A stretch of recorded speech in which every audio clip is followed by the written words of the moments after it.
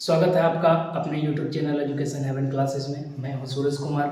आज का अपना टॉपिक दिया हुआ है संविधान सभा। इसको इस तरह से पढ़ने का प्रयत्न करेंगे ताकि आने वाली प्रतियोगी परीक्षाओं में अपना से एक भी सवाल नहीं बचे और जब भी क्वेश्चन देखें तो अपना शकल इस तरह से खिल उठे। चलिए आगे जानते हैं संविधान सभा के बारे में। तो संविधान का मतलब होता है समान विधान। वैसा विधान जो सबों के लिए समान हो उसे संविधान कहते हैं। तो संविधान सभा का गठन कब हुआ था? तो संविधान सभा का गठन कैबिनेट मिशन के तहत जुलाई 1946 ईस्वी में हुआ था, जिसमें कुल सदस्यों की संख्या थी 389। 293 सदस्य ब्रिटिश प्रांत से आते थे, 92 सदस्य देसी रियासत के थे और 4 चीफ कमिश्नरी आते थे। तो 4 चीफ कमिश्नरी कौन कौन से थे? तो पहला था अजमेर मेवाड़,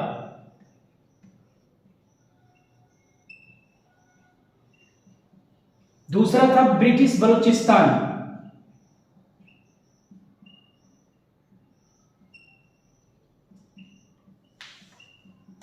तीसरा अपना आता था कुर्ग,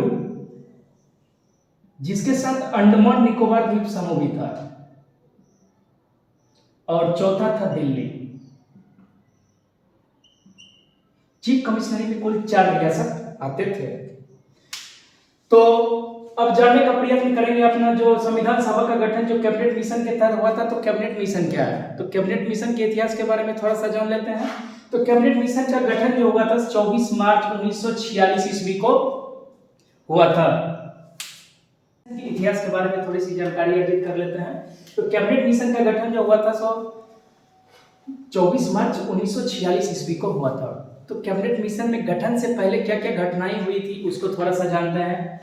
तो 19 फरवरी 1946 ईस्वी को लॉर्ड पैथिक लॉरेंस, जो उस वक्त भारत सचिव थे, उन्होंने उच्च सदन से ये घोषणा की कि भारत में हम संवैधानिक विकास के लिए कैबिनेट मिशन को भेजेंगे। उसके कुछ दिन के बाद 14 मार्च 1946 ईस्वी को ब्रिटिश प्रधानमंत्री क्लेमेंट एटली ने, जो लेबर पार्टी के प्रधानमंत्री थे, उन्होंने घोषणा की कि हम जल्द से जल्द संविधान सभा के गठन के लिए कैबिनेट मिशन को हम भारत भेजेंगे।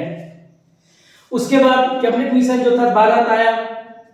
भारत आके विभिन्न राजनीतिक पार्टियों से मिला। मिलने के बाद अपनी रिपोर्ट सौंपी। कैबिनेट मिशन में 3 सदस्य थे। कैबिनेट मिशन के सदस्यों की संख्या कितनी थी? 3 सदस्य थे। पहला था उसमें लॉर्ड पैथिक लॉरेंस,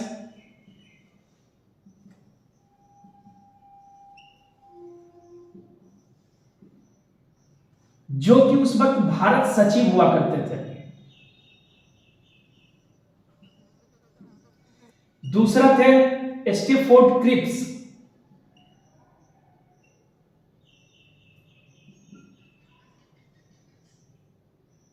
जो व्यापार बोर्ड के अध्यक्ष थे।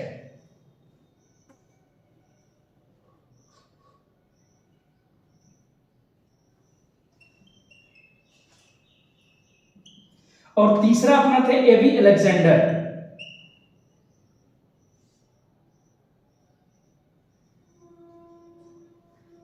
जो नौसेना का अध्यक्ष थे, जिनके समय में 18 फरवरी 1946 ईस्वी को नौसेना का विद्रोह हुआ था।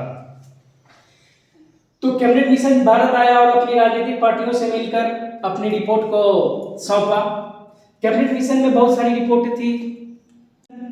16 मई 1946 ईस्वी को अपना रिपोर्ट सौंपा। रिपोर्ट में बहुत सारी बातें कही गई, लेकिन कुछ प्रमुख बातें जो हैं उनके बारे में जान लेते हैं।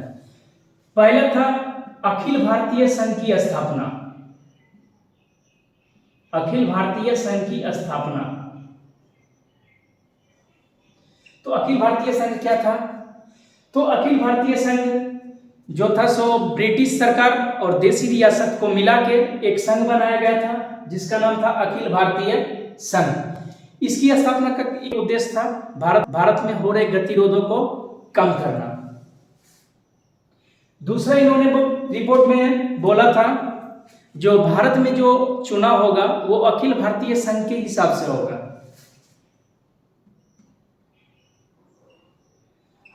तीसरा, उन्होंने बताया जो भारत को कार्यपालिका और विधायिका के साथ समूह बनाने की स्वतंत्रता है। चौथा, इन्होंने मुस्लिम लीग की मांगों को नकार दिया, अर्थात कहने का मतलब जो भारत का विभाजन नहीं होगा, भारत का विभाजन रद्द कर दिया। इन्होंने अपनी रिपोर्ट 16 मई 1946 ईस्वी को सौंपी। उसके बाद संविधान सभा की पहली बैठक 9 दिसंबर 1946 ईस्वी को हुई थी, जिसमें अस्थायी अध्यक्ष के रूप में सच्चिदानंद सिन्हा को चुना गया।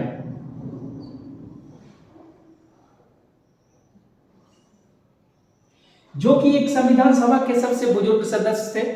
मुस्लिम लीग ने इसका विरोध किया, जिसके कारण संविधान सभा की दूसरी बैठक हुई 11 दिसंबर 1946 ईस्वी को।